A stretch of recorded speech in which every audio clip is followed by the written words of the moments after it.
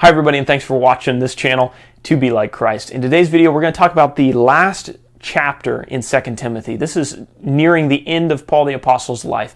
And he writes in a sad but confident section in verse 16 and 17 about his circumstances when he went on trial for his life. At my first defense, Paul says, no one came to stand by me, but all deserted me.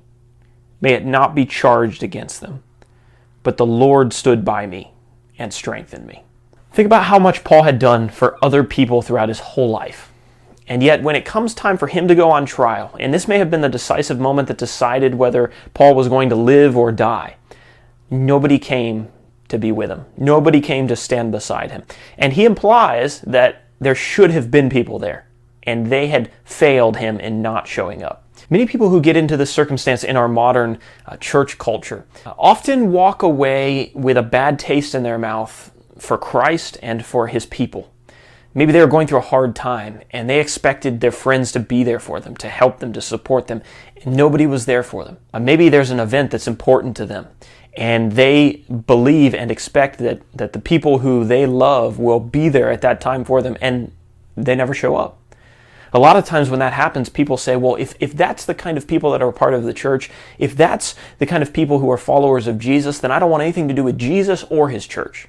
What's interesting, though, is that Paul has the exact opposite advice, and his life shows us the exact opposite example.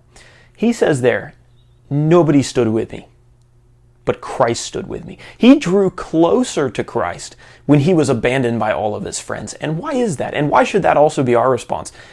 Because Christ is the only friend who's never going to abandon you. Christ is the only one who will never leave you in the time of need. What I think makes this text even more beautiful than the steady, never-failing friendship of Jesus, is Paul's mentality and the way that Christ reflects back on Paul in his dealings with other people. Because right before he says everyone had abandoned him, he is looking for an opportunity to reconcile with somebody who's done him wrong and left him hanging in the past. Look at verse 11.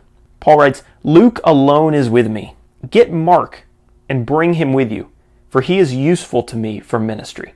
If you remember, back in the book of Acts, Mark had actually abandoned Paul and Barnabas on one of their missionary journeys, and Paul was extremely mad when this happened. Mark had let him down, and when it came time to go on another journey, he didn't want to go with Mark. But look at his response here. He says, now that Mark has shown himself to be faithful, I'm looking for an opportunity to reconcile. And I want to encourage you to do the same thing. People will let you down and they will abandon you because they're not perfect like Jesus is. But never miss an opportunity to be reconciled with your brothers and sisters. Always be looking for windows of opportunity to make right what has gone wrong in the past. So 2 lessons of application from this text. Number 1 is that Jesus is the best friend that you can ever have. And when everybody else lets you down, you ought to draw closer to him, not further away from him. And second, Jesus offers us reconciliation. And so when we deal with other people in our life who perhaps have let us down in the past, we ought to be looking for opportunities of reconciliation. Thank you everybody for watching, and subscribe to the channel if you haven't already. Share the video, like, comment down below if you have anything else to add, and I will see you next time.